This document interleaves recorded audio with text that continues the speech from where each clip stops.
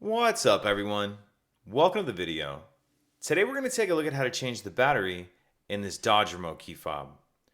So this remote key fob is going to be for the Challenger and the Chargers, the SRT version, the Hellcats.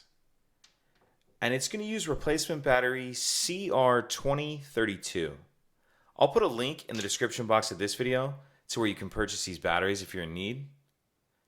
So the first thing we want to do is remove the emergency key that's in the bottom of our smart key. That's done by pressing this release on the back, and then the emergency key will pull out like that. Now I find the easiest way to get this case open is actually with a large flathead screwdriver.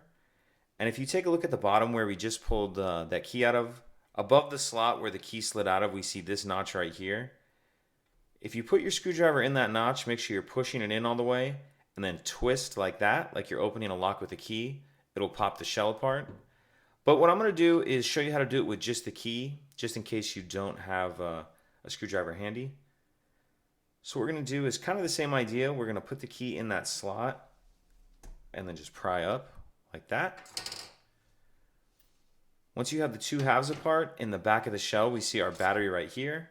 Grab your key or your screwdriver and get under the edge of the battery and pull it out. Now we'll grab our new battery, and we want to make sure that we're installing that with the plus side down. We want the plus side down on the case. And then we'll just snap the two halves back together.